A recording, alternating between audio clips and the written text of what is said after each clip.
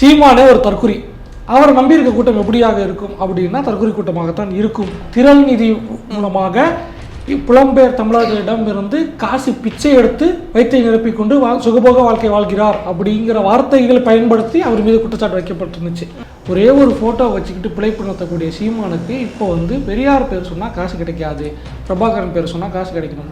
பெரியார் இருந்தனால தான் இங்கே இருக்க பெண்கள் படிக்கிறாங்க, வேலைக்கு போகிறாங்க, விமானம் ஓட்டுறாங்க, எல்லாம் பண்ணுறாங்க அப்படின்னு பேசுன வாயி சீமானுடையது.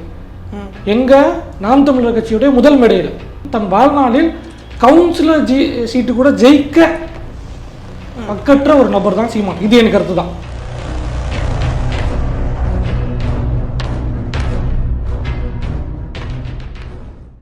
தமிழ் நேயர்களுக்கு வணக்கம். நம்மளோட பேசுறதுக்காக நந்தா அவர்கள் இணைஞ்சிருக்காங்க. வணக்கம் நந்தா. வணக்கம் அபி. சீமான் கடலூரில் பேசிய அந்த சர்ச்சைக்குரிய விஷயங்கள் எல்லாருக்குமே தெரிஞ்சிருக்கும். நாமளும் நிறைய வீடியோஸ்லாம் பார்த்துருப்போம்.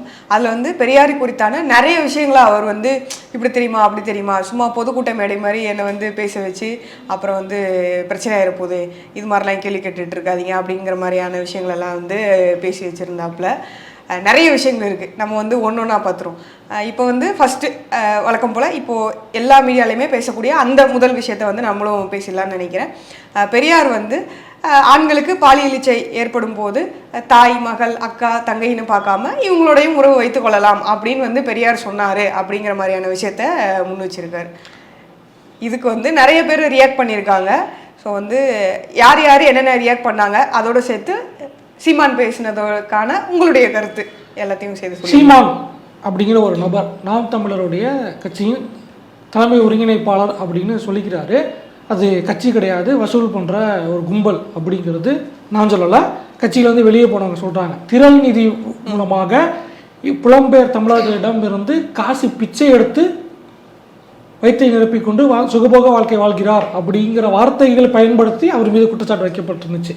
அந்த அடிப்படையில் தான் பார்க்க முடியும். தன் வாழ்நாளில் கவுன்சிலர் சீட்டு கூட ஜெயிக்க பக்கற்ற ஒரு நபர் தான் சீமான். இது என் கருத்து தான்.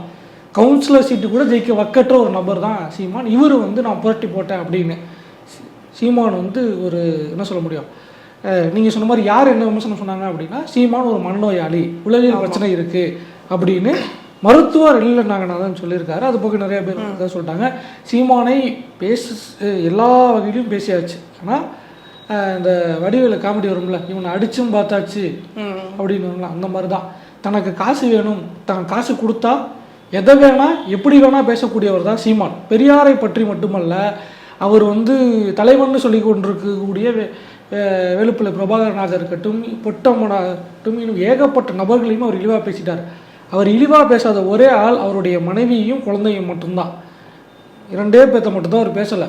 அவங்க அம்மாவை பற்றி பேசும்போது அந்த 100 நாள் வேலை திட்டத்தை பற்றி பேசும்போது ஃப்ளோவில் பேசிட்டு போயிருப்பார். சரக்கு போட்டு அதை கேட்டால் அவர் தன்னைத்தானேவே கேவலமாக பேசிக்குவார்.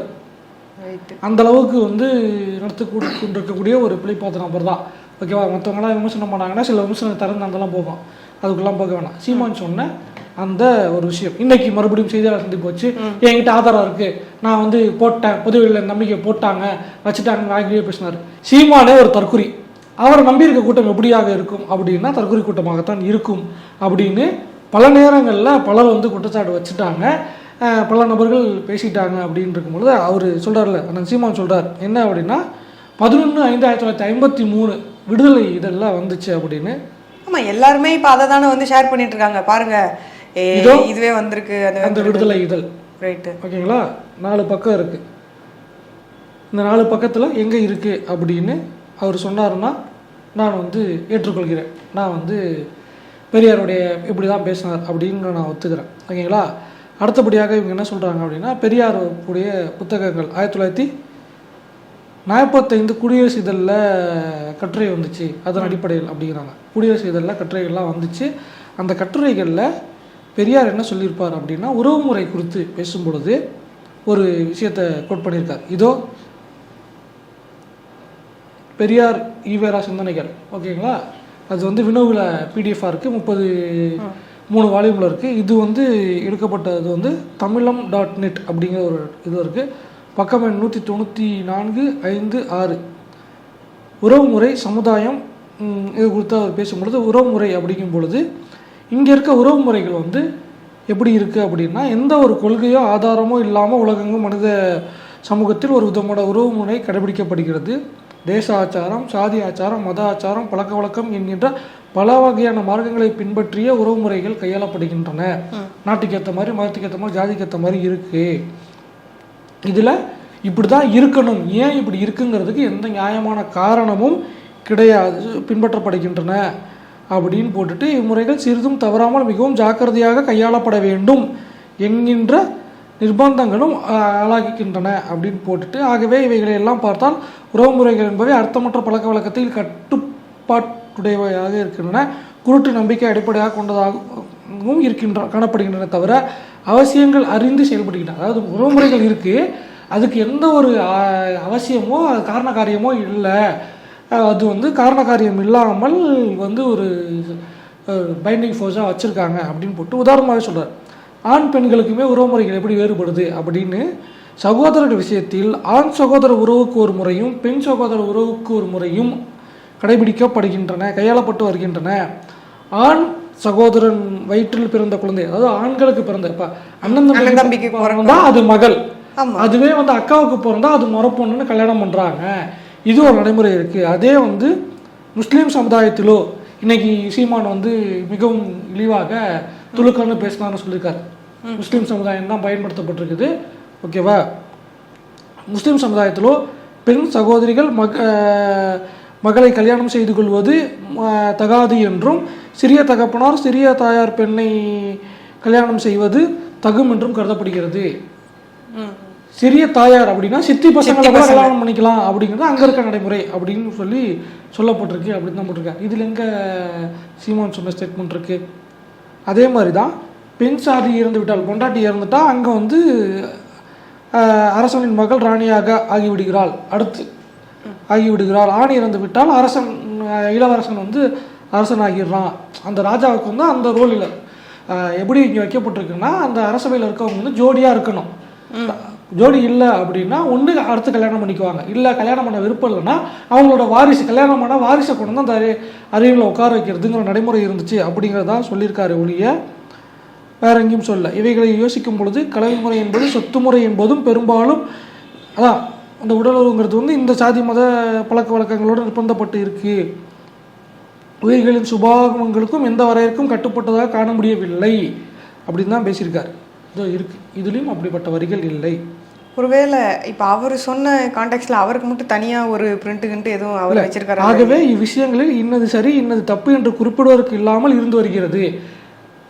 அப்படி ஒரு விஷயம் வந்து இருந்துகிட்டு இருக்கு ப்ராக்டிஸில், இதுதான் சரி, இதுக்கான காரணம் இது அப்படிங்கிற ஒரு விஷயம் நம்ம சொல்ல முடியாது. இது தப்பு, இதனால் இது தப்பு அப்படிங்கிற ரீசனிங் இல்லை அப்படிங்கிற ஸ்டேட்மெண்ட்டை சொன்னால், யார் இப்படி வந்து பெரியார் சொன்னார் அப்படின்னு சொல்கிறத எப்படி ஏற்றுக்கிறது? திராவிட கழக மேடைகளில் ஏறி தான் இன்னும் பிளப்பு நடத்தினார். பெரியாருக்கு கட்சியுடைய முதல் போஸ்டரில் பெரியார் முதல் புகைப்படம் 64 ஃபோட்டோ இருக்கும், அதில் முதல் படம் பெரியாருடையது. சரிங்களா? இல்லை, இப்போ நீங்கள் இதெல்லாம் சொல்லும் போது எனக்கு என்ன ஞாபகம் வருதுன்னா, இப்போ இது குறித்து தமிழன் பிரசன்னா கிட்ட கேட்கும் போது வந்து இதுக்கு முன்னாடி பெரியாரை வச்சு இல்லை பெரியாரை வைத்து பேசிக்கிட்டு இருக்கும் போது அவர் வந்து இப்படி பிழைத்த அப்படிங்கிற மாதிரியான ஒரு வார்த்தைகளை வந்து அவர் பயன்படுத்தியிருக்காரு. அதை நம்ம நாகரிகம் கருதிங்க நம்ம சொல்லலை, அதுவும் மீடியாஸில் இருக்குது, எடுத்து போட்டு பார்த்துக்கலாம். இல்லை அதான் இப்போ கேட்டால் வந்து இப்போ தான் நான் படிக்க தான் தெரியுது அப்படின்னு. உனக்கு தான் எழுத படிக்கவே தெரியாதுன்னு, நீ தான் மலையாளியாச்சே, தமிழ் உனக்கு எப்படி தெரியும்? செந்தமிழன் சீமான்னு போட்டுக்க வேண்டியதான். செந்தமிழன் சீமான் அப்படிங்கிறீங்க ரெண்டுமே கிடையாது. நீங்கள் வந்து பிறப்பின் அடிப்படையிலும் வந்து இனத்தின் அடிப்படையிலும் நீங்கள் வந்து தமிழன் கிடையாது, மொழியின் அடிப்படையிலும் கிடையாது, மலையாளி. நீங்கள் சரி ஏதோ ஒன்று மலையாளி கிறிஸ்துவர். நீங்கள் எப்படி வந்து பிடிச்சி நிற்கிறீங்க? மலையாளி கிறிஸ்தவராகவே இருந்துட்டு போகிறோம், தமிழர்களுக்காக தமிழ் விடுத இங்கே ஒரு சின்ன குறுக்கீடு, அது எப்படி நீ சொல்லலாம் அப்படின்னு கேட்பாங்க. நான் சொல்ல கிடையாது. நாம் தமிழர் கட்சியின் சார்பாக விழுப்புரம் மாவட்டத்தில் போட்டியிட்ட களஞ்சியம் அவர்கள் கொடுத்த நேர்காணல் அது, ஓகேங்களா? அந்த யாரு அவர் பேர் என்ன, முக்தார் அப்படின்னு ஒருத்தர் இருக்கார்ல, எப்படி அண்ணன் வந்து கட்சி தலைவர் அப்படின்னு தன்னைத்தானே சொல்லிக்கிறார், அதே மாதிரி தன்னைத்தானே ஜேர்னலிஸ்ட் ஒருத்தர் சொல்லிட்டு முக்தார்னு ஒருத்தர் சொல்லிட்டு இருக்காப்புல, இல்லை சைபர் புல்லிங்லாம் பண்ணிட்டு இருப்பார் என்ட்ரிங்கிற பேரில். அந்த புல்லிங்கில் வாய் விட்டது தான் இது. ஓகேவா? அதுதான் நான் வந்து அப்படி பார்த்தா அண்ணன் சொல்கிறேன், அண்ணனே வந்து தமிழன் கேட்டகரியில் வரமாட்டாரு. இல்லை, இப்போ இந்த ஸ்டேட்மெண்ட்டை நம்ம சொன்னாலுமே கூட வந்து தமிழ்நாட்டை தமிழர்கள் தான் அப்போ இது வரைக்கும் ஆண்டிருக்காங்களா அப்படிங்கிற ஒரு கேள்வி எடுத்துக்கிட்டு வருவாங்க. சரி, இப்போ இவரே வந்து நீங்கள் சொல்கிற மாதிரியே ஒரு மலையாளியாகவோ கிறிஸ்தவராகவோ இருந்தால் கூட தமிழர்களுக்காக நிற்கிறாரு, தமிழர்களுக்குன்னு ஒரு தனி இது வேணும்னு நிற்கிறாரு அப்படின்னு சொல்லி அவர் பக்கம் இருக்கிறவங்க பேசுவாங்கல்ல. இருங்க, முதல்ல இந்த பெரியார் இஷ்யூ முடிச்சுட்டு வரும். ஸோ இங்கே அவர் சொன்ன ஸ்டேட்மெண்ட் தப்பு. ஆரம்பத்தில் பெரியாரை வைத்து தான் சீமான் வந்தார். அதுக்கு பிறகு பெரியாரை விட பிரபாகரனுக்கான மவுஸ் அதிகமாக வருகிறது. பெரியாரை வைத்து இங்கே இவரால் லாபம் சம்பாதிக்க முடியாது. அதுக்கு ஒரு கம்பெனி இருக்குது, ஓகேங்களா? வெப்பேரியில் ஒரு கம்பெனி இருக்குது, அங்கே ஒரு வியாபாரி இருக்கார், அந்த வியாபாரியோட அது முடிஞ்சு போயிடும். அதனால் நமக்கு அங்கே வந்து உண்மையாக பெரியாரை செயல்பாட்டாளர்கள் அப்படின்னு பார்த்தா குளத்தூர்மணி, கூராமகிருஷ்ணன் போன்ற ஆட்கள்லாம் இருக்காங்க. அவங்கெல்லாம் வந்து அவங்கெல்லாம் வந்து ஈழ விடுதலை சம்மந்தமாக, புலிகள் சம்மந்தமாக இங்கேருந்து மிலிட்ரி டேங்க் போகும்போது மிலிட்ரி டேங்கை மறித்து நின்றவர் கூராமகிருஷ்ணன். கூடவே சேர்ந்து போராட்டம் பண்ணி, அதாவது இப்போ இங்கே பல பெரியாரி அமைப்புகளோடு சேர்ந்து போராட்டம் பண்ணி ஈழத்துக்கும் நேரில் சந்தித்து பார்த்த ஆட்கள் இங்கே நிறைய பேர் இருக்காங்க. ஐயா வைகோ இருக்கார், தியாகு வந்து இங்கே போராட்டம் பண்ணியிருக்காரு, திருமாவளவன் ஈழத்துக்கு போயிட்டு வந்திருக்காரு, இன்னும் ஏகப்பட்ட நபர்களுக்கு போயிட்டு வந்தவங்க இருக்காங்க. அப்படிங்கும் பொழுது ஒரே ஒரு ஃபோட்டோ வச்சுக்கிட்டு பிழைப்பு நடத்தக்கூடிய சீமானுக்கு இப்போ வந்து பெரியார் பேர் சொன்னால் காசு கிடைக்காது, பிரபாகரன் பேர் சொன்னால் காசு கிடைக்கணும். இன்னொன்று அவங்க ஓனர் ஆர்எஸ்எஸ் குரூப்பு, ஆர்எஸ்எஸ் போர்டும் காசுக்காக இந்த பிழைப்பு பிழைத்து கொடுக்கிறார் சீமான். இதுவும் நான் சொல்லல, பலர் வைத்த குற்றச்சாட்டு. ரைட், இது அவர் பேசினதுல ஒன் ஆஃப் த ஸ்டேட்மெண்ட். அடுத்து வந்து இதே மாதிரி நிறைய என்ன சொன்னீங்க, தமிழருக்காக நிக்கிறாரு அப்படிங்கிற விஷயம் சொன்னீங்கல்ல, எந்த இடத்தில் தமிழருக்காக சீமான் எந்த உரிமைக்காக? இல்ல, அது என்ன இல்ல, இதுவுமே வந்து நம்ம வைக்கிற பாயிண்ட் கிடையாது. அவரு கூட வந்து அவரை வந்து எங்க அண்ணன் சீமான் எங்க தலைவர் அப்படின்னு சொல்லிட்டு ஃபாலோ பண்ணக்கூடிய ஒரு கூட்டங்கள் இருக்குல்ல. எந்த இடத்தில் தமிழர்களுக்காக தமிழுக்காக சீமான் நின்னார் அப்படிங்கிற ஒரு கேள்வியை பதில் சொல்லுங்க, நான் ஏற்றுக்கிறேன். ஓகேவா? அவர் சொல்கிறபடி தமிழ்நாட்டை தமிழர் ஆள வேண்டும், பிரச்சனையே கிடையாது. நீங்கள் தமிழ்நாட்டில் தமிழர் ஆள வேண்டும் அப்படின்னு எப்போ நீங்கள் அந்த தமிழர் வரையறை எடுக்கிறீங்கன்னா, ஐயா கருணாநிதி அவர்கள்லேருந்து ஆரம்பிக்கிறீங்க. சரி, ஐயா கருணாநிதி நீங்கள் உங்களுடைய கணக்கின்படி தெலுங்குன்னு வச்சுக்குவோம், அவரை நீங்கள் வேணாங்கிறீங்க, அந்த கட்சியே ஆகாதுங்கிறீங்க.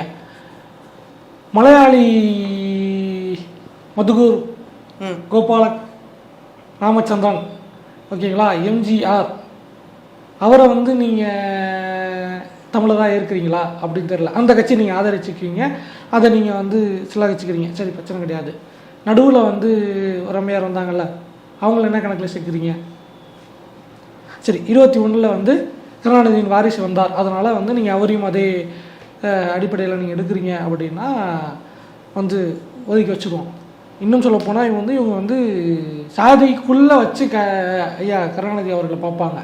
அதை விட ஒரு அபத்தமான அயோக்கியத்தனமான ஒரு விஷயம் கிடையாது. அனைத்து சாதியிலும் உறவுகள் கொண்டிருப்பவர் தான் வந்து ஐயா கருணாநிதி அவர்கள். அவருடைய அரசியல் நிலைப்பாடுகளில் சில நடவடிக்கைகள் நமக்கு விமர்சனம் பண்ணலாமே தவிர தனிப்பட்ட முறையில் வந்து இந்த மாதிரியான ஒரு கருத்தை முன்வைக்க முடியாது. சரி, விட்டுருவோம். 4.5 வருஷம் உங்கள் சித்தப்பா ஆட்சி பண்ணார், சித்தப்பா தானே இப்போ உங்கள் கட்சியில் இருக்காரு, கட்சி கலைச்சிட்டு போயிட்டு உங்கள் சித்தப்பாட்ட சேர்ந்துட வேண்டியது தானே? எடப்பாடி பழனிசாமி சித்தப்பாங்க என்ன சொல்கிறீங்க? சேர்ந்துட வேண்டியது தானே? தமிழ்நாட்டில் தமிழன் ஆளணும், சரி, கரெக்டு தானே? உங்கள் கரெக்டு தானே? காமராஜருக்கு அப்புறம் பக்தவச்சலத்தில் நீங்கள் என்ன கணக்கு சொல்லுவீங்க? பக்தவச்சலம் ஆட்சியில் தமிழுக்காக போராடினவங்க சுட்டு கொண்டாங்களா இல்லையா? கொன்னது யார் சொல்லுங்க. அடுத்தபடியாக வன்னிய இடஒதுக்கீடுக்காக போராடினவங்களுக்கு சுட்டு கொண்டது யார்? அன்றைக்கி எம்ஜிஆர் அங்கே ஆஸ்பத்திரியில் படுத்திருந்தார். இங்கே யார் இருந்தா? ஒன்று நீங்கள் சொல்கிறபடி பார்த்தா பண்ருட்டி ராமச்சந்திரன் இருக்கணும், இல்லை ஆரம் வீரம் பண்ணுறதுக்கு, 2 பேருமே தமிழர்கள். சரியா? தூத்துக்குடியில் ஸ்டெர்லைட்டுக்கு சுட்டு கொண்டாங்கல்ல 13 பேர், அண்ணன் தான் இப்படின்ட்டு கட்டிட்டு இப்படி கை காட்டுவார்ல, 13 பேர் சுட்டு கொண்டது யார்? உங்கள் சித்தப்பா எடப்பாடி ஆட்சியில் தான். சித்தப்பாவை கேள்வி கேளுங்கன்னா, ஏன் சித்தப்பா உங்கள் ஆட்சியில் இப்படி நடந்துச்சு? அதனால தான் நாங்கள் கேள்வி கேட்க மாட்டேங்கிறோம் அவங்கள. நீங்கள் போயிட்டு சின்னம்மாட்ட என்ன சொன்னீங்க? நான் வேணா சித்தப்பா கிட்ட தூது போகட்டாமா அப்படின்னு தானே கேட்டீங்க. அவ்வளோதான். எந்த அடிப்படையில் நீங்கள் வந்து வரையறுக்கிறீங்க, எந்த அடிப்படையில் நீங்கள் நின்றுட்டீங்க அப்படின்னு சொல்லுங்கள், நாங்கள் ஒத்துக்கிறோம். எதுவுமே இல்லை நாங்கள் வந்து ஒத்துக்கிறோம் அப்படின்னு சொன்னால் நாங்கள் எப்படி ஏற்றுக்க முடியும்? எதன் அடிப்படையில் நாங்கள் சீமான் ஏற்றுக்கிறோம்? சரி, ஓகே, நீங்கள் தெளிவாக ஒரு நிலைப்பாடில் இருக்கீங்க அப்படின்னா பரவாயில்ல. அன்னைக்கு தமிழ்நாடு அந்த தமிழ் தாய் வாழ்த்து விவகாரத்தில் தமிழ்தாய் வாழ்த்தை நீ இழிவுபடுத்திட்டு நீ வந்து சட்டசபையை விட்டு இல்லை தமிழ்நாட்டை விட்டே வெளியே போ அப்படின்னு ஆளுநரை பார்த்து சொல்லிவிட்டு நேற்று ஆளுநருக்கு வக்காலத்து வாங்கி பேசி வச்சிருக்காரு. இப்போது சீமான் ஸ்டேபிளாக இருக்காருன்னு நம்ம எடுத்துக்கிறதா, இல்லை பெருமதிப்பிற்குரிய சட்டமன்ற உறுப்பினர் இல்லைன்னு சொன்னதை நம்ம எடுத்துக்கிறதா அப்படிங்கிற ஒரு கேள்வி இருக்குல்ல. இதைத்தான் நம்ம பார்க்க வேண்டியது. இதுக்கு எல்லாருக்குமே விடை தெரியுமே, எல்லாருமே சொல்லக்கூடிய ஒரு விஷயம் தான். இவர் தான் எப்படி பேசுறாருன்றது நம்ம எல்லாருக்குமே தெரியுமே. நம்ம தான் இது மாதிரி நிறையா அன்று இன்று அப்படிங்கிற குறும்படம்லாம் நம்ம நிறைய பார்த்துருக்கோம்ல. அப்படிங்கிற மாதிரியான விஷயம் தான் மக்களுக்கு மைண்ட் வாய்ஸ். ஆமாம், மக்களுக்கான மைண்ட் வாய்ஸ் அதுவாக தான் இருக்கும். சரி, இவர் சொன்ன ஸ்டேட்மெண்ட்டில் ஒன் ஆஃப் த ஸ்டேட்மெண்ட் தான் இது. இது போக இன்னும் நிறைய சொல்லி வச்சிருக்காரு. சமூக நீதிக்கும் பெரியாருக்கும் என்ன சம்பந்தம், ஆணைமுத்துவா இவரா பெரியாரா அப்படிங்கிற மாதிரிலாம் கேள்வி கேட்டு வச்சிருக்காரு. நிறைய இன்னும் சரி விஷயங்கள்லாம் நான் வந்து வரேன். ஐயா ஆணைமுத்து அவர்கள் வந்து பெரியாருடைய தொகுப்புகள்லாம் எழுதியிருந்தாரு. தன் வாழ்நாள் பூரா வந்து பெரியாரிய பணிகளுக்காக தொண்டாற்றியவர். ஓகேவா? அதனால தான் அவரை இன்னொருத்தர் வியாபாரின்னு இவரை வந்து ஐயா ஆணைமுத்து, நான் அந்த பேர் கூட நான் சொல்லலை. ஓகேவா? இங்கே தொண்டாற்றியவர். இங்கே ஏகப்பட்ட பேர் இருக்காங்க. கோ ராமகிருஷ்ணன் இருக்காங்க, குலத்துருமணி இருக்காங்க. ஓகேவா? இன்னும் ஏகப்பட்ட பெரியாரிய தொண்டர்கள் இருக்காங்க. ஐயா விடுதலை ராஜேந்திரன் இருக்காங்க. இப்படி ஏகப்பட்ட ஆட்கள் இருந்திருக்காங்க. இன்னும் நிறைய பேர் இருக்காங்க. இதில் வந்து எந்த இடத்துலையாவது நான் தான் இதை செஞ்சேன், என்னை இரிட்டேட்டிவ் செய்து விட்டார் பெரியார் அப்படின்னு ஆணைமுத்து ஐயா எழுதியிருக்காரா? எங்கேயாவது பதிவு பண்ணியிருக்காரா? இருங்க, அதுக்கும் நாங்கள் ஏதாவது ரெடி பண்ணிட்டு வருவோம். எங்கேயாவது பண்ணியிருக்காரான்னு சொல்லுங்கள், நாங்களும் ஏற்றுக்கிறோம். ஆணைமுத்து ஐயா வந்து பெரியார் வந்து 70களில் மறைஞ்சார். ஆணைமுத்து ஐயா இப்போ தான் கொஞ்சம் சில ஆண்டுகளுக்கு முன்னாடி தான் மறைந்தார். சொல்லுங்கள், இப்படி தான் இந்த வயதில் மறைந்தார், இதெல்லாம் செஞ்சார், சொல்லுங்கள், நாங்கள் ஏற்றுக்கிறோம். பெரியாருக்கும் சமூக நீதிக்கும் என்ன சம்பந்தம் அப்படின்னு கேட்டால், அப்போ சமூக நீதிக்கு யார் யார் வந்து கிளைம் எடுத்துக்கிறது? தமிழ்நாட்டு பெண்கள் வந்து வேலைக்கு போகிறதுக்கு காரணம் பெரியார் தான். பெரியார் இருந்தனால தான் இங்கே இருக்க பெண்கள் படிக்கிறாங்க, வேலைக்கு போகிறாங்க, விமானம் ஓட்டுறாங்க, எல்லாம் பண்ணுறாங்க அப்படின்னு பேசுன வாயி சீமானுடையது. எங்கள் நாம் தமிழர் கட்சியுடைய முதல் மேடையில் காணொலி இன்னமும் இருக்கும். அந்த வாய் இப்போ வாடகைக்கு பேசுது. ஓகேவா? விட்டுருவோம். பெரியாருடைய சமூக பங்களிப்பை வந்து எப்படி நம்ம பார்க்கணும் அப்படின்னா, ஒரு விஷயம் வந்து என்ன சொல்லுவாங்கன்னா, இப்போ அண்ணன் நம்ம ஸ்டேட்மெண்ட் வச்சோம்ல, அண்ணன் மாற்றி மாற்றி பேசுகிறாரு அப்படின்னு, அதே மாதிரி ஒரு ஸ்டேட்மெண்ட்டை பெரியார்கிட்டே வைப்பாங்க. பெரியார் முன்னுக்கு பின் முரணாக பேசினார் அப்படின்னு. ரொம்ப சரியான ஒரு ஸ்டேட்மெண்ட். பெரியார் வந்து முன்னுக்கு பின் முரணாக பேசினார். அவர் பேசுனது அவரே மாற்றி பேசினாரா அப்படின்னா மாற்றி பேசியிருக்காரு தான். ஓகேவா? நான் இல்லைன்னு சொல்ல கிடையாது. ஏன் அந்த இடம் வருது, எப்படி வருது அப்படின்னா, ஒரு மனிதன் முரண்படாத இடம், இது ஒரு விஷயத்தில் நான் முரண்படவே மாட்டேன் அப்படின்னு சொன்னால் அது கண்மூடித்தனமான நம்பிக்கை. அது வந்து அந்த இடத்துல வந்து உங்களுடைய சிந்தனை நின்றோம். முரண்படுவது எல்லார் இடத்துலையும் எல்லாருக்கிட்டையும் ஒரு முரண் இருக்கும். எல்லா உறவுகள்கிட்டையும் எல்லா இடத்துக்கிட்டையும். பெரியார்கிட்ட நமக்கு முரண் இருக்குது, அண்ணல் அம்பேத்கர் கிட்ட முரண் இருக்குது, மார்க்ஸுடைய நிலைப்பாடுகளை நம்ம முரண்படலாம், எது வேணால் முரண்படலாம். ஓகேவா? இங்கே வந்து ஏன் இதெல்லாம் சொன்னேன்னா, இங்கே தத்துவமதிகள் இருந்திருக்காங்க. இப்போ அரசியல்வாதிகள் எடுத்துக்கிட்டால் அண்ணாவுடைய செயல்பாடுகளில் முரண் ஏற்படலாம், கலைஞர் அவர்களுடைய செயல்பாடுகளில் முரண் ஏற்படலாம், இல்லை தமிழ்நாட்டுடைய முதலமைச்சராக இருக்க, இல்லை அரசியல் கட்சி தலைவர் யார்கிட்ட வேணாலும் முரண்படலாம். இன்னும் சொல்லப்போனால் என்னிடமிருந்து நான் முரண்படுவேன். ஆமாம், அதுதானே ஒரு சரியான ஒரு நேற்றைய நாளிலிருந்து முரண்பட்டு நிற்பவன் தான் இன்றைய நான். நேற்றைய நந்தகுமாருக்கும் இன்றைய நந்தகுமாருக்கும் முரண் இருக்கணும். அப்படி முரண் இல்லை அப்படின்னா, அந்த இடத்துல நான் வந்து வரல அப்படின்னா, நான் பக்குவப்படலை, மேம்படலை, நான் டெவலப் ஒரே இடத்துலயே தேங்கி நிற்கிறோம் குட்டை அப்படிங்கிற மாதிரி ஆயிரும். பெரியார் பல விஷயங்களை படிக்கிறாரு, கற்றுவனாரு, ஒரு விஷயத்தை ஸ்டேட்மெண்ட் எடுக்கிறாரு, அதை ஆதரிக்கிறார். பின்னாடி அது தொடர்பாக ஆராய்ச்சி செய்து அல்லது கேட்கப்பட்டு அதுக்கு முரண்படுகிறார். ஒவ்வொரு முரணுக்கும் வேலிட் ரீசன் வச்சிருந்தார், ஜஸ்டிஃபிகேஷன் அவர்கிட்ட இருந்துச்சு. இந்த காரணத்தினால் நான் இதற்கு முரண்படுகிறேன், இந்த காரணத்தினால் நான் இதிலிருந்து உடன்படுகிறேன் அப்படின்னு எல்லாத்துக்கும் விளக்கம் கொடுத்தார். இங்கே வாய வாடகைக்கு விடலை. இப்போ இந்த விஷயம் நம்ம சொல்லும் போதுமே எல்லாரும் சொல்லிட்டு, இப்போ அடுத்து அவங்களுடைய அண்ணனுடைய ஆதரவாளர்கள் வந்து கீழே கமெண்ட்ல வருவாங்க, பெரியார் முரண்பட்டா அதை நீங்கள் ஏற்றுக்கிறீங்க, முரண்பாடணும் அப்படிங்கிறத வந்து சரின்னு ஏற்றுக்கிறீங்க. இப்போ எங்கள் அண்ணன் வந்து நான் படிக்க இப்போ தான் தெரிஞ்சுக்கிறேன்னு சொன்னால் மட்டும் உனக்கு படிக்க தெரியுமான்னு நீங்கள் கேட்குறீங்க. அப்போ அவர் இதுக்கு முன்னாடி பேசினதுலேருந்து முரண்பட்டா உங்களுக்கு என்ன பிரச்சனை அப்படின்னு கேட்பாங்களே. முரண்படுங்க, தப்புன்னு நான் சொல்லவே கிடையாது. அந்த முரண்பட்டதுக்கு பெரியார் ஒரு காரணம் வச்சுருந்தார்ல. இப்போ பெரியார் கிட்ட தான் அண்ணா முரண்பட்டார், அதுக்கு ஒரு காரணம் வச்சுருந்தார். அவர் திராவிட நாடு கோரிக்கையை கைவிட்டார், அதுக்கு ஒரு காரணம் வச்சுருந்தார். அதுக்கு பிறகு வந்து ஐயா கலைஞர் வந்தார், அவர் ஒரு காரணம் வச்சுருந்தார். இப்படியாக ஒவ்வொருத்தர்கிட்டையும் காரணம் இருக்குது. கலைஞர்கிட்ட வந்து எம்ஜிஆர் பிரியும் போது ஒரு காரணம் இருந்துச்சு, திருப்பி திமுக வந்து வைகோ பிரியும் போது ஒரு காரணம் இருந்துச்சு, ஒவ்வொருத்தர் பிரியும் போதும் ஒரு காரணம் இருந்துச்சு. பாமக வந்து வேல்முருகன் பிரிஞ்சார், ஒவ்வொருத்தருக்கும் ஒரு காரண காரியம் இருக்கும். அன்னைக்கு ஆளுநரை வெளியே போன்னு சொன்ன சீமானுக்கும் ஆளுநரை ஆதரித்து பேசக்கூடிய சீமானுக்கும் என்ன காரண காரியம் இருக்குது அப்படிங்கிற பதில் சொல்லுங்கள். திருதுப்புன்னு வந்து மேலிடத்துல இருந்து கேட்காம வந்து பொசுக்குன்னு வந்து ஆளுநரை திட்டிவிட்டா பிறகு முதலாளிலாம் கோவப்பட்டுருவாங்கல்ல, திரும்ப கூல் பண்ணணும் அப்படின்னா காரண காரியம் இருந்து நீங்கள் பேசுனீங்கன்னா பரவாயில்ல. உங்களுக்கு எந்த காரண காரியமும் கிடையாது. காசுக்காக உங்கள் கூட இருக்க கூட்டம் இருந்துக்கிட்டு இருக்கு. காசு வேணாம் அப்படிங்கிற நினைக்கிறோம் கூட்டம் வெளியே வந்துட்டு தான் இருக்குது. ஏகப்பட்ட பேர் இங்கே காசை தொலைச்சிட்டு வாழ்க்கையை தொலைச்சிட்டு வெளியே போய் நிற்கிறான். அவனுக்குலாம் என்ன பதில்? அதான் இந்த பக்கம் அமைச்சர் சேகர் பாபு வந்து ரொம்ப கூலாக அதை வந்து ஹேண்டில் பண்ணி அங்கேயே கரைஞ்சிக்கிட்டு இருக்கு கட்சி. அந்த கட்சியை சரி பண்ணுறதை விட்டு தேவையில்லாமல் வந்து தான் பேசப்பட்டு இருக்கணும், இல்லை தான் கவனிக்கப்பட்டு வேணும். மிக முக்கியமான விஷயம் இருக்குது. ஏன் சீமான் அதை பேசினார், இந்த இடத்துல சீமான் பேசினார் அப்படிங்கிற ஒரு விஷயம் இருக்குல்ல, அதுக்கு பின்னாடி வரேன். அதுக்கு பின்னாடி வரேன். ஏன் அந்த பேச்சு பேசப்பட்டுச்சு அப்படிங்கிறதுக்கான காரணம் பின்னாடி சொல்கிறேன். அதுதான். வேற என்ன பேசியிருக்காரு? வேற என்ன சொன்னாரு? வழக்கம் போல எல்லாரும் பேசுறதா அந்த கல்லுக்கடை சம்பந்தமா இது பண்ணும்போது அந்த மரங்களை வெட்டுறதா உங்களுக்கு வந்து பகுத்தறிவா? நான் ஒரு விவசாயி. இப்போ நீங்க இருங்க முடிச்சிடுறேன். அவர் வந்து என்ன சொல்றாப்புல, இப்போ நான் என் தோப்புல தென்னை மரம் வச்சிருக்கேன், கல் இறக்கக்கூடாது, என்ன செய்யணும்? என் தோப்பில் நான் கல் இறக்க மாட்டேன்னு சொல்லணும். அதை விட்டு நீங்கள் இருக்கிற மரத்தை எல்லாத்தையும் வந்து 100 மரம் 200 மரம் வெட்டுறது எப்படி பகுத்தறிவாகும்? மரத்தை வெட்டுறதான் பகுத்தறிவா? நான் தான் ஒரு விவசாயி. ஏம்மா நீங்கள் சொல்லுங்கய்யா அப்படின்லாம் வேற அந்த பக்கத்தில் தற்கொலை கூட்டமும் வாயை திறந்துருக்காது. யாருமே இன்னைக்காவது அண்ணன் பக்கத்தில் இருக்க யாராவது வாய் பேசியிருக்காங்களா? பேசவே மாட்டாங்க. பேச தெரியாத ஆட்களை மட்டும் தான் வச்சிருப்பார்.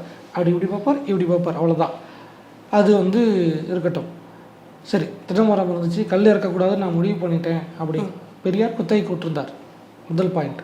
ரெண்டாவது, சரி அவரோட தென்னந்தோப்பாகவே இருக்கட்டுமே, தென்னந்தோப்பில் வேறு யாராவது கல் இறக்கி குடிச்சாங்கன்னா இவர் 500 தென்னை மரத்தையும் டெய்லி போய் உட்காந்து 500 மரம் இருக்குது இதில் கல் இருக்கா அப்படின்னு பார்த்து நான் இருக்க முடியும்? வேலி போடுங்க. மரத்தை வெட்டுறதுங்கிறது வந்து தப்பு தானே? சுற்றுச்சூழலுக்கு அது எவ்வளோ பெரிய கேடு. எங்கள் அண்ணன் எவ்வளோ பெரிய விவசாயி, அவர் சொல்கிறாருங்க. இன்னைக்கு அண்ணன் விவசாயம் பார்த்தாரு, எந்த காலத்தில் எங்கே விவசாயம் பார்த்தாரு, எந்த நிலத்தில் விவசாயம் பார்த்தாரு, என்ன விவசாயம் பண்ணார் அண்ணன், என்ன பயிரிட்டாரு? டெல்டாக்காரன்னு எல்லாரும் சொல்லும் போது அங்கே போய் நீங்கள் எத்தனை ஏக்கர் வச்சுருக்கீங்க, நீங்கள் என்ன டெய்லி வயலில் இறங்கி நிற்கீங்க, நம்ம இன்னைக்கு அது கேள்வி கேட்டிருப்போமா அப்படின்னு வந்து அவர் சொல்ல போகிறாரு. இல்லை அவர் சொல்லுவார் இல்லை, நீ கரெக்டாக சொல்லிட்டேன். நான் இல்லை, சொந்த கருத்து. இது வந்து அவரோட மைண்ட் வைஸாக இருக்கும். நம்ம இது மாதிரிலாம் கேள்வி கேட்டோம்னா எப்பவுமே அண்ணன் இது மாதிரி தானே கேட்பாரு. ஐயா முதல்வர்களே, மேடம் வந்து கேள்வி கேட்டிருக்காங்க, கேள்வி இல்லை சொல்லிடுங்க. சரி ஓகே, அண்ணன் எங்கே விவசாயம் பார்த்தாரு? சரி, அண்ணன் சுற்றுச்சூழல் கேடுங்கிறாரு, காரில் போயின்னு இருக்காரு, நடந்து போக வேண்டியது தானே? இம்போர்ட்டட் டிஷர்ட்டு போடுறாரு, கை நெசவு ஆடைகள் அணிய வேண்டியதானே? கதர் ஆடைகள், ஜீன்ஸ் பேண்ட்டு போடுறீங்களா, அது வந்து மறைநீர் சுற்றுச்சூழல் பாதிப்பு, அதெல்லாம் தெரியாது. நாங்கள் வந்து தமிழனா இருக்க மாட்டோம், இந்தியராக இருக்க மாட்டோம். அதெல்லாம் ரெண்டு மாட்டினா ஏதோ ஒரு பாரின் சரக்கு குடிக்கும்போது அப்போல்லாம் நீங்கள் வந்து தமிழராக தெரியல, அப்போல்லாம் உங்களுக்கு வந்து சுற்றுச்சூழல் மற்ற விஷயங்கள்லாம் தெரியாது. அது அடுத்தவங்க காசில் குடிக்கும்போது தானே. சரி ரைட்டு, ஓகேவா? ஸோ அதான் இங்கே பெரியார் கூடிய விஷயங்களை அப்படி தான் நம்ம பார்க்க வேண்டியிருக்கு. இன்னும் சொல்லப்போனால் பெரியார் பெண்களுக்கு எதிராக பேசினாரா அப்படின்னு கேட்டோம்னா, இப்போ நம்ம சீமானுக்காக வாதத்தின் அடிப்படையில் பெண்களுக்கு எதிராக பெரியார் பேசினாரா அப்படின்னு கேட்டோம்னா, பெண்களை பற்றி தவறாக பேசினாரா அப்படின்னோம்னா அந்த ஸ்டேட்மெண்ட்டில் வந்து நம்ம வந்து இல்லைன்னு சொல்ல முடியும். ஆனால் பெரியார் பேசியிருக்கார். என்ன பேசியிருக்காரு அப்படின்னா, பெண்கள் படிக்கவே கூடாது அப்படின்னு இருக்கும் பொழுது 8 வயசில் கல்யாணம் பண்ணணும் அப்படிங்கிற சொல்லும் பொழுது, அது எப்படி பெண்களுக்கு 8 வயசு கல்யாணம் பண்ணீங்க, 21 வயசுல தான் கல்யாணம் பண்ணணும் அப்படின்னு சொல்லி பேசினார். சரி, புருஷன்காரன் கஞ்சி ஊற்றாமல் போயிட்டானா என்னடா பண்ணுறது அப்படின்னு அவரை பார்த்து கேட்கும்போது அவர் என்ன சொன்னார்னா, கஞ்சி ஊற்றாமல் போகிறான், ஊற்றுறான் இல்லாட்டி போகிறான், நீ பிள்ளைய படிக்க வச்சுட்டு போ, அந்த பிள்ளை வந்து டாக்டராவோ வக்கீலாவோ கலெக்டராவோ போயிட்டு போகுது, வாத்தியார் வேலை ஆண்களுக்கு கூடாது பெண்களுக்கு தான் இருக்கணும், போஸ்ட் ஆஃபீஸ் வேலை இருக்கணும், மணி ஆர்டர் கொடுக்குற வேலை இருக்கணும், பெண்கள் பொருளாதார நலன் சார்ந்து முன்னேறணும் அப்படின்னு சொன்னது தான் பெரியாருடைய தப்பு. அப்படி தான் பெரியார் பேசினார். ஆமாம், இது மாதிரிலாம் அவங்களுக்கு முற்போக்காக இருக்கக்கூடிய விஷயங்களுக்கு எதிராக வந்து நீங்கள் இவ்வளோ பிற்போக்குத்தனமாக பேசுனீங்கன்னா பிறகு பெரியார் அந்த வீடியோ இருக்கும், அந்த வீடியோ இருக்கும். முடிஞ்சால் காப்பிரைட்ஸ் வரலன்னா நம்மளே அந்த வீடியோவில் இணைக்க பார்க்கலாம். அதெல்லாம் சொல்லியிருக்காங்க, பெண்கள் பேங்க் அக்கௌண்ட்டே ஓப்பன் பண்ணக்கூடாது, இவ்வாறு பெண்கள் பேங்க் அக்கௌண்ட்டே ஓப்பன் பண்ணக்கூடாதுங்கிறாங்க. இது தெரியாமல் மோடி அரசும் வந்து தவறாக இருக்குது, ஸ்டாலின் அரசும் தவறாக இருக்குது. பெண்களுக்கு பேங்க் அக்கௌண்ட்டில் 1000 ரூபா காசு போட்டுக்கிட்டு இருக்காங்க, அவங்களும் வந்து மானியங்கள்லாம் பெண்களுக்கு போட்டுக்கிட்டு இருக்காங்க. அப்போ அவங்களோட அந்த வேதம் மறைகளை அவங்களே மீறிட்டாங்களோ? இல்லை, இப்போ பெரியார் சொன்ன கணக்கு படி பார்த்தா அண்ணன் வந்து திருநெல்வேலிக்கு பேங்க் அக்கௌண்ட் வச்சிருக்காரு. அவர் அக்கௌண்ட் தானே? இல்லை, கொடுக்குறவங்களுக்கு பேங்க் அக்கௌண்ட் இருக்கும்ல, சகோதரிகள் இருப்பாங்கல்ல, அண்ணனுடைய தம்பி தங்கிகள் இருப்பாங்கல்ல, அப்போ அதுவுமே தவறான விஷயம் தானே. அது மாதிரி ஓகேவா. இன்னும் சில கொச்சியான விஷயங்கள்லாம் பேசியிருப்பாங்க பெண்களுடைய நடைமுறை, அதெல்லாம் இருக்கக்கூடாது அப்படின்னு உடைத்து எரிந்தது தான் இங்கே இருக்குது. ஏன் இங்கே பெரியார் தொடர்ந்து விவாதிக்கப்பட்டுக்கிட்டே இருக்கார் அப்படிங்கிற ஒரு காரணம் இருக்குல்ல. பெரியார் சொன்ன எல்லாத்தையும் நம்ம ஏற்றுக்க முடியுமான்னு கேட்டால் எல்லாத்துக்கும் எல்லாரும் எல்லா விஷயமும் ஏற்புடையது அப்படின்னு நம்ம சொல்ல முடியாது. ஆனால் இங்கே ஏன் பெரியார் தொடர்ச்சியாக விமர்சனம் செய்யப்பட்டு கொண்டிருக்கிறார் அப்படின்னா, முதல்ல இவங்க என்ன விமர்சனம் பண்ணாங்க, பெரியார் வந்து தெலுங்கர் கன்னடர் அப்படின்னு அவர் சாதியை வைத்து சொல்லுவார். அவர் இல்லைன்னு எங்கேயுமே மறுக்க கிடையாது. பெரியார் தமிழ்நாட்டுக்குள்ளே தான் இருந்தார், இங்கே பள்ளி கல்லூரிகள் கட்டியிருக்கார். இன்னும் சொல்ல போனால் தா பாண்டியனுடைய மறைந்த கம்யூனிஸ்ட் தொண்டர் கம்யூனிஸ்ட் இயக்கத்தை சேர்ந்த தா பாண்டியனுடைய ஒரு காணொலி இருக்கும். அந்த காணொலியில் வந்து அவர் பேசியிருப்பார். அவர் வந்து மேடைகள்லையோ இல்லை கட்சி கூட்டங்கள்லையோ கட்சி நிகழ்வுகள்லையோ பெரியாரை குறித்து பேசும்பொழுது தந்தை பெரியார் அப்படின்னு பேசினது கட்சியினரிடையே எதிர்ப்பு வந்துச்சான். அது எப்படி நீங்கள் வந்து தந்தை பெரியார் அதுன்னு தந்தைங்கிற வார்த்தையை பயன்படுத்துறீங்க, அது எப்படி சொல்ல முடியும் அப்படின்னு கேட்கும் பொழுது அதுக்கு வந்து தா பாண்டியன் அவர்கள் சொன்ன விளக்கம் அவர் வாயிலே இருக்கு. அந்த காணொலியும் இருக்குது, ஊடகங்களில் இருக்குது, சமூக வலைதளங்களில். அவர் என்ன சொல்கிறார் அப்படின்னா, அதுக்கு பதிலாக நீங்கள் வந்து சுயமரியாதைக்காரர், பகுத்தறிவுக்காரர், தோழர் அப்படின்னு நீங்கள் பயன்படுத்தலாம், தந்தைங்கிற வார்த்தை பயன்படுத்தாதீங்கன்னு சொல்லும் பொழுது அவர் சொல்லியிருப்பார், திருச்சியில் பெரியார் இறுதி காலத்தில் வாழ்ந்த ஒரு வீடு இருக்கும், 67 அண்ணா ஜெயிச்சு கூட்டாங்க தான் போயிட்டு வந்தார். இப்போ வந்து பெரியார் உலகம்னு அந்த இடத்துல திருச்சிக்கிட்ட வந்து ஒரு இதுவும் செய்யப்பட்டுக்கிட்டு இருக்கு. ஸோ அங்கே வந்து ஒரு இது நடத்திக்கிட்டு இருந்தார், ஒரு குழந்தைகளை வச்சு ஒரு ஆசிரமம் மாதிரி அவர் நடத்திக்கிட்டு இருந்தார். தாய் தந்தையர் பெயர் தெரியாத ஆதரவற்ற குழந்தைகளுக்கு அவர் வந்து அடைக்கலம் கொடுத்து அவங்களுக்கு அனைத்து வசதிகளையும் செய்து கல்வி கொடுத்து படிக்க வைத்து அவங்கள ஆளாக்கி இருக்கார். பல பேர் வந்து அதில் வந்து பட்டம் படித்து எல்லாம் போயிருக்காங்க அப்படின்னு தா பாண்டியனே குறிப்பிடுவார். தாய் தந்தை பெயர் தெரியாத பொழுது தன் பெயரை தந்தை இடத்தில் போட்டு அந்த குழந்தைகளை படிக்க வைத்து ஆளாக்கி இருக்கிறார். யார் என்னன்னே தெரியாமல் இருக்க குழந்தைங்களை எடுத்துகிட்டு வந்து வளர்த்து அந்த குழந்தைகளுக்கு தான் பேரை இனிஷியலாக போட்டு வளர்த்து இங்கே வந்து படிக்க வச்சு எல்லாம் பண்ணியிருக்காரு. அவரை தந்தைன்னு சொல்லாமல் வேற யாரடா தந்தைன்னு சொல்கிறது அப்படின்னு தா பாண்டியன் கேட்டிருப்பார்.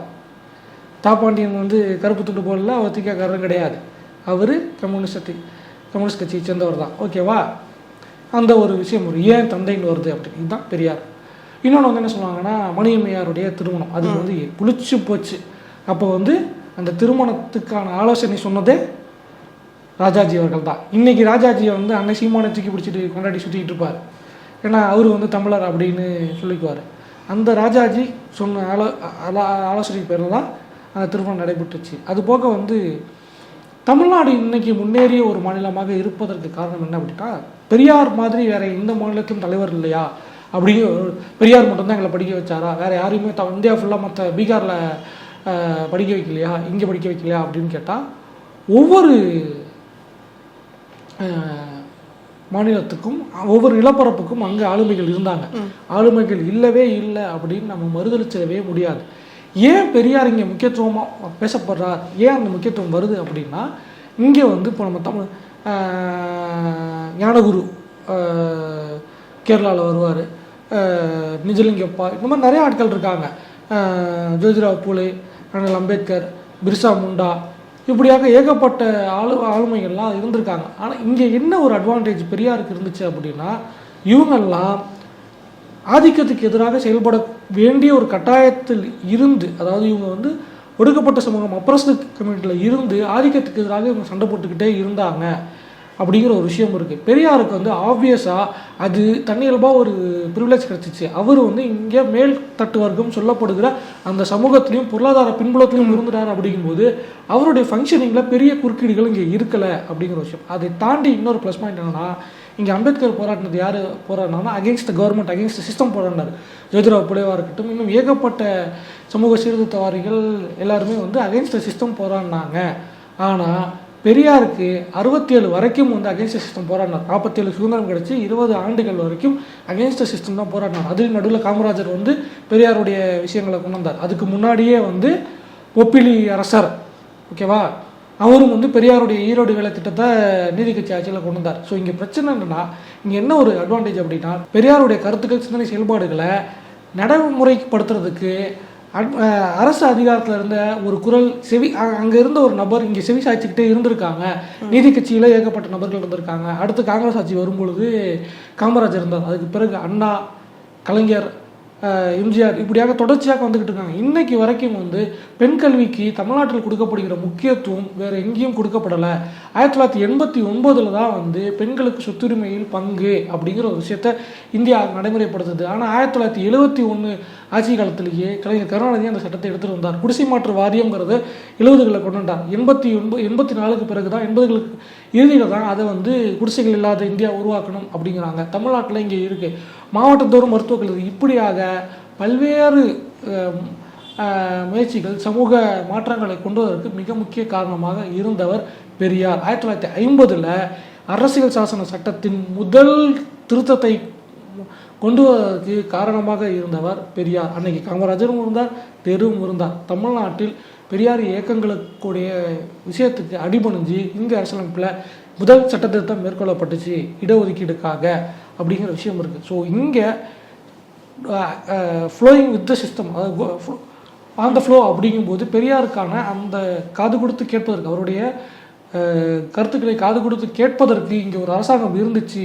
அப்படியே இல்லைனா கூட அந்த அரசை கேட்ப வைப்பதற்காக, அரசை பெரியார் என்ற தனிநபரிடம் மண்டியிட வைப்பதற்காக அனைத்து முயற்சிகளையும் பெரியார் எடுத்தார். எந்த இடத்திலும் தான் வந்து செஞ்சதை அவர் பின்வாங்கவே கிடையாது. இன்னும் சொல்லுவாங்க, கோயிலுக்கு பிள்ளையாரை உடைச்சாரு அப்படின்னு. ஜட்ஜே வந்து இல்லை, நான் வந்து நீங்கள் தெரியலன்னு சொல்லிடுங்க, தெரியாமல் பண்ணுன்னு சொல்லிட்டிங்கன்னா நான் வந்து மன்னிச்சு விட்டுறேன் அப்படின்னு சொல்லும்போது, இல்லை நான் தெரிஞ்சு தான் உடைச்சேன், திட்டமிட்டு தான் உடைச்சேன், என்ன தண்டனையோ எனக்கு தண்டனையை கொடுங்க அப்படின்னு சொல்லி நீதிபதிக்கிட்ட தண்டனை கேட்டு 6 மாதம் சிறைக்குள்ளே இருந்துட்டு வந்தவர் தான் பெரியார். வழக்கம் போல் எல்லாம் சொல்கிறதான், எல்லாம் பிளான் பண்ணி தான், வேணும்னு தான், பேர் வரணுங்கிறதுக்காக. இவர் ஒருத்தர் மட்டும்தான் இதெல்லாம் செஞ்சார், இவர் ஒருத்தர் வந்ததுனால மற்ற ஐகான்ஸ் பேரெல்லாம் வெளியில் வரமாட்டேங்குது, இவர் ஒருத்தர் மட்டும்தான் பெரிய இதுவா, இவர் ஒருத்தர் மட்டும்தான் வந்து இதுக்காகலாம் பேசினாரா, ஏன் எப்போ பார்த்தாலுமே பெரியார் பெரியார் பெரியார்னு சொல்கிறீங்கன்னா மறுபடியும் வழக்கம் போல் இதே கேள்விகள் தொடரத்தான் போகும். இல்லை, அதுக்கான பதிலையும் சொல்லிடுறோம். இங்கே பெரியாரை பேசுவதற்கு பெரியார் வந்து இங்கே ஒரு லெகசியை விட்டுட்டு போயிருக்கார். பெரியாரை இல்லாமல் தமிழ்நாட்டு அரசியலை நீங்கள் யோசிக்கவே முடியாதுங்கிற ஒரு லெகசியை இங்கே விட்டுட்டு போயிருக்கார். அப்படிங்கும் பொழுது அவர் வந்து எழுதுன விஷயங்கள் கூட ஏகப்பட்ட விஷயங்கள் இருக்குது, அவர் பேசின விஷயங்கள் இருக்குது. ஸோ அந்த லெகசியை உங்களால் வந்து மறைக்க முடியாது. பெண் விடுதலைக்காக தன் இறுதி மூச்சு வரை இருந்தவர் தான் பெரியார். அதில் வந்து சமரசமே செஞ்சுக்கல. பெரியார் பெண் விடுதலையிலையோ எந்த இதுலேயுமே வந்து ஒரு சில விஷயங்கள்லையாவது வந்து அரசு சொல்லிச்சுன்னா, அரசு செய்கிறேன்னு சொல்லிச்சுன்னா அரசு பேச்சை கேட்டு போராட்டத்தை கொஞ்சம் தள்ளி வச்சு இல்லை கருத்துக்கு கொஞ்சம் அணங்கி போயிருக்காரு. ஆனால் இந்த பெண் விடுதலையில் எந்த இடத்துலையும் சமரசம் செஞ்சுக்கல. அவர் ஒரு லெகசியை விட்டு போயிருக்கார். அந்த லெகசியை நாங்கள் காப்பாற்றிக்கிட்டு இருக்கோம். ஏன்னா இங்கே நாங்கள் வந்து பயன்பட்டுருக்கிறோம் அப்படிங்கிற ஒரு விஷயம் இருக்குது.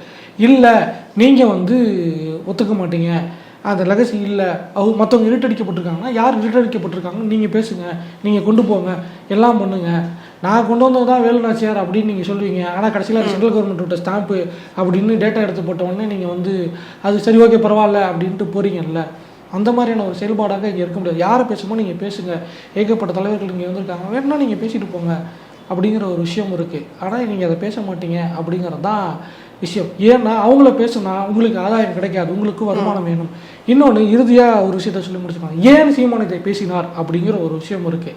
ஏன் இதை பேசினார் அப்படின்னா, நேற்று சட்டமன்றத்தில் நடைபெற்ற விஷயங்களும் திமுக மீதான ஒரு கோபமும், இல்லை எதிர்கட்சியை நடத்துகிற விதமோ, அண்ணா பல்கலைக்கழக விவகாரம், ஆளுநர் பொறுப்பேற்கணும்னு சொன்ன விஷயங்கள், இதெல்லாம் வந்து மடைமாற்றி அழகாக எடுத்துகிட்டு போகிறது. டங்ஸ்டனில் அவ்வளோ பெரிய போராட்டம் நடந்திருக்கு, அந்த பொருள் பேசு பொருளாக இருக்கணும். அவ்வளோ பெரிய பேரணி மக்கள் போனாங்க, மக்கள் எழுச்சி, இன்னொரு மக்கள் எழுச்சி ஸ்டெர்லைட்டுக்கு பிறகு, ஜல்லிக்கட்டுக்கு பிறகு இன்னொரு மக்கள் எழுச்சி தமிழ்நாடு சந்திக்க போகுது அப்படிங்கிற நிலைமையில் இதெல்லாம் எதுவும் விவாத பொருளாக வந்துடக்கூடாது அப்படிங்கிறதுக்காக தன்னை முன்னிறுத்தி வச்சு உளறியதான் வந்து சீமானுடைய நோக்கம். இதில் வந்து அவர் வந்து மறைமுகமாகவோ அல்லது விருப்பப்பட்டோ திமுகவுக்கும் ஒரு லாபத்தை கொடுத்திருக்கிறார் அப்படிங்கிறது தான் உண்மை.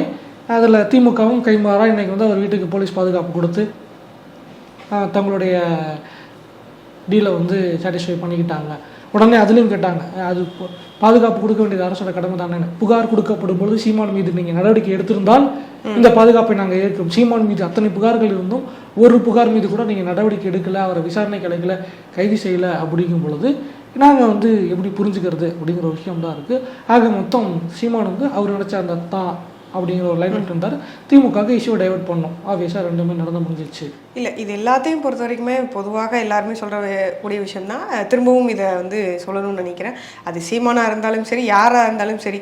இப்போ நான் இதுக்கு முன்னாடி சொன்ன அந்த கேள்விகள், இவர் மட்டும்தான் இதுவா, இவரால் தான் மற்ற ஐகான்ஸ்லாம் தெரியல வைக்கலன்னு சொல்கிற எல்லாருமே, அவரும் என்ன பண்ணிட்டாருன்னு கேட்குற எல்லாருமே அவரை முழுமையாக தெரிந்து கொண்டு இந்த விஷயங்கள்லாம் திரும்ப அப்பையும் இதே மாதிரி எடுத்துகிட்டு வந்தாங்கன்னா நல்லாயிருக்கும்.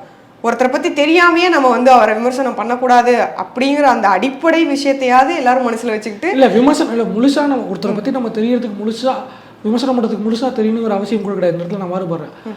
நீங்கள் விமர்சனம் பண்ணுங்க, பிரச்சனை கிடையாது. பெரியார் இதை பேசியிருக்காரு, இது தவறு, நீங்கள் விமர்சனம் பண்ணுங்க, நான் இல்லைன்னே சொல்ல கிடையாது. ஆனால் உண்மையை வைத்து நீங்கள் விமர்சனம் பண்ணுங்க அப்படிங்கிற விஷயம்தான் இருக்குது. நீங்கள் பெரியாரை விட பங்களிப்பாற்றியவர்கள் இருந்தாங்கன்னா நீங்கள் அவங்களுக்காக களமாடுங்க, இல்லைன்னு நாங்கள் மறுக்கவே கிடையாது. இங்கே எல்லாத்தை பற்றியும் பேச வேண்டிய ஒரு அவசியம் இருக்குது அப்படிங்கிற ஒரு விஷயம் இருக்குது. இல்லை, ஓகேவா, முழுமையாக தெரிஞ்சுக்கல ஒருத்தரை அப்படிங்களா கூட குறைந்தபட்சம் நீங்கள் எது குறித்து விமர்சனம் பண்ணுறீங்களோ அதை பற்றியாவது முழுசாக தெரிஞ்சிருக்கணும்ல. அந்த ஒரு இடம் இருக்கணும் அப்படிங்கிற ஒரு விஷயம் இருக்குது. ஆப்வியஸாக அதை இவங்க செய்யறதில்லை அப்படிங்கிறத வேணால் நம்ம சொல்லிக்கலாம். அந்த அடிப்படையில் தெரியாமல் நீங்கள் யாரையும் விமர்சனம் பண்ணாதீங்க அப்படிங்கிற பாயிண்ட்டை நம்ம சொல்லிக்குவோம். ஆனால் அதை அவங்க ஃபாலோ பண்ணணுமே மாட்டாங்களே. வழக்கம் போல் திரும்பவும் இன்னும் எத்தனை நாட்களுக்கு இந்த வழக்கம் போல் எல்லாரும் சொல்கிற மாதிரி இந்த சனாதானம் இருந்துக்கிட்டே இருக்கும். அதே மாதிரி இந்த பக்கம் பெரியார் அப்படிங்கிற ஒரு நபர் இருப்பார். காலத்துக்கும் இந்த சனாதானத்தை எதிர்க்க இந்த பக்கம் இந்த ஒரு மனுஷனே போதும்னு நினைக்கிறேன் நான். இதில் என்ன அப்படின்னா, இப்போது கடைசியாக முடிக்கும்போது அந்த பெரியாருடைய கருத்துக்களை வச்சு முடிச்சுக்கலாம் நினைக்கிறேன். அந்த மனுஷன் 2 விஷயம் சொல்லுவார். என்ன அப்படின்னா, நான் பேசின கருத்துக்கள் எல்லாமே 100% உண்மை ஆனவை, எல்லாமே வேலிடானது அப்படின்னு நான் அப்படியே ஏற்றுக்க அப்படின்னு சொல்ல மாட்டேன். சாஸ்திரம் சம்பிரதாயம் எல்லாத்தையும் விட நான் பேசினது எல்லாத்தையும் விட உன் அறிவு பெருசு, அதை வச்சு நீ சிந்தி, நான் பேசினது ஏற்புடையதாக இருந்துச்சுன்னா ஏற்றுக்க, இல்லைன்னா நீ ஏற்றுக்காத அப்படின்னு சொல்லிட்டு போயிடுவார். அதனால் அது ஒரு பாயிண்ட். 2வது அவர் பெண்களுக்காக எவ்வளோ பேசியிருக்காரு அப்படிங்கிறத தாண்டி தொலைநோக்காகவும் பேசியிருப்பார். செல்ஃபோன் டெக்னாலஜியை பற்றிலாம் இந்த மாதிரி ஒயர்லெஸ் டிவைசஸ்லாம் வரும் அப்படிங்கிற விஷயங்களை கூட அவர் அந்த காலத்தில் எல்லா டெக்னாலஜி டெவலப்மெண்ட் பற்றிலாம் சில விஷயங்களை பேசியிருக்கார். ஓகேவா, அந்த மாதிரியான விஷயங்களும் இருக்கும். அப்படிங்கிறனால அவர் என்ன சொன்னார், எதிர்காலத்தில் என்னுடைய கருத்துக்களுக்கு தேவையில்லாமல் போச்சுன்னா, ஒரு சமூகம் உருவாச்சுன்னா அப்போ தான் நான் சந்தோஷப்படுவேன் அப்படின்னு சொன்னார். என்னுடைய கருத்துக்களுக்கு தேவையில்லாமல் போகுதுன்னா அப்போ இங்கே ஒரு சமத்துவம் இருக்குது, எல்லாரும் இருப்பாங்க அப்படிங்கிற அந்த ஒரு இதைத்தான் அவர் வேணார். இன்னொன்று சொல்கிறாங்கல்ல, பெரியாருக்கு இந்த மாதிரியான விஷயங்கள் வருது அப்படிங்கும் பொழுது ஒரே ஒரு சம்பவம், அவருடைய வாழ்க்கையில் நடந்த ஒரு சம்பவம். ஒரு பொதுக்கூட்டத்தில் அவர் பேசிக்கிட்டு இருக்காரு. பொதுக்கூட்டத்தில் பேசிக்கிட்டு இருக்கும்பொழுது அவர்கிட்ட அந்த சீட் எழுதி கொடுப்பாங்க. சீட் எழுதி கொடுக்கும்போது ஒருத்தருக்கு பென்சில் வச்சுருந்தார், ஒரு பார்ப்பன சமுதாயத்தில் பென்சில் உடஞ்சி போச்சு. இவர் உடனே டக்குன்னு பக்கத்தில் இருக்க கூப்பிட்டு பாக்கெட்டில் இருக்க பேனா எடுத்து இந்த பேனாவை கொடுத்து அதை எழுத சொல்லுங்கள் அப்படின்னு சொல்லுவார். எதிர்கருத்தை ஏற்றுக்கொள்ளக்கூடிய நபராக பெரியார் இருந்தார். பெரியாரை வைத்துக்கொண்டு ஜெயகாந்தன் பெரியாரை அதே மேடையில் விமர்சித்த சம்பவங்களும் இருக்குது. இறுதியாக ஒரு குறிப்பு முடிச்சுக்கிறேன். ஒரு முறை இந்த மாதிரி எழுதப்பட்ட நம்ம ஆட்கள் இந்த மொட்டக்கரதாசியிலலாம் வீரத்தை கட்டுவாங்களா, இந்த மாதிரி உங்களுடைய மனைவியை நான் உங்களுடைய மனைவியுடன் நான் குடும்பம் நடத்த ஆசைப்படுகிறேன் சம்திங் ஏதோ அந்த மாதிரியான ஒரு வார்த்தையை போட்டு பேசி இது பண்ணி போட்டோடனே அது ஒரே ஒருத்தர் தான் சொன்னார், அவங்க என் ப்ராப்பர்ட்டி கிடையாது, உறவில் இருக்காங்க, அவ்வளோதான். என் மனைவி என்னிடம் விருப்பம் இல்லை, என் கூட வாழ விருப்பம் உள்ளவங்க கூட வாழ விருப்பம் இருக்காங்கன்னா நீ கூப்பிட்டு போ, அந்த கேள்வி என்கிட்ட கேட்கக்கூடாது, என் மனைவிட்ட தான் கேட்கணும் அப்படிங்கிற அந்த ஒரு ஸ்டேட்மெண்ட்டை சொன்னார். இன்னொன்று, இங்கே பலதார முறை இருக்குது, ஆண்களுக்கு பலதாரம் இருக்குது, பெண்களுக்கு இல்லை அப்படின்னு. இங்கே பெண்கள் முன்னேறி இருப்பது ஆணாதிக்க சமூகத்திற்கு எந்த அளவுக்கு ஒரு பயத்தை கொடுக்குதோ அந்த பயம் பெரியார் மீதும் இருக்கும். ஆணாதிக்க சமூகத்துக்கு பெண்கள் வளர்வதன் மீது இருக்கக்கூடிய பயம் எந்த அளவுக்கு இருக்கோ அதே பயம் பெரியார் மீதும் இருக்கும். ஆணாதிக்கத்தை ஒரு ஆணாக இருந்து பல நேரங்களில் தட்டி கேட்ட ஒரு நபர் ஒரு பெரியார். அதனால் இப்போது மற்ற தலைவர்கள் மாதிரி நம்ம ஜஸ்ட் லைக் தட் வந்து அவரும் ஒரு தலைவர் அப்படின்னு தூக்கி போட்டு போயிட முடியாது. எந்த இடத்துல யார் பாதிக்கப்படுவாங்களோ பாதிக்கப்பட்டவர்களின் குரலாக இருந்து ஸ்டெப்பிங் டு த ஷூஸ் அப்படின்வாங்க, அந்த இடத்துல வந்து பேசின ஒரு நபர். அதனால் பெரியாரை அவ்வளோ சீக்கிரம் வந்து தமிழ்நாட்டிலிருந்து தமிழ்நாட்டு மக்கள்கிட்ட வந்து அகற்றி விடுவது முடியாது. ஏற்கனவே வந்து அதிகமாக கொண்டு சேர்த்த வரலாறு வந்து அண்ணனுடைய நண்பர் எச் ராஜாவுக்கு இருக்குது. அடுத்தபடியாக எச் ராஜா வெற்றி சென்ற பணி திரு சீமான் அவர்கள் செய்கிறார். சீமானுடைய பணி சிறக்க வாழ்த்துக்களை கூறி விடைபெறுகிறோம். இது தொடர்பாக இன்னும் நிறைய விஷயங்கள் பேசலாம். இப்போ என்ன நீங்கள் கடைசியாக முடிக்கும் போது சொன்ன விஷயங்களில் கூட வந்து இன்னும் இது தொடர்பாக நிறைய செய்திகள் சொல்லணும்னு நமக்கு தோணுது. ஆனால் வந்து ஒரு வீடியோ பத்தாது அப்படிங்கிறதுனால வந்து இதோட நம்ம முடிச்சுக்கலாம். மீண்டும் மற்றொரு வீடியோவில் சந்திக்கிறோம். நன்றி, வணக்கம்.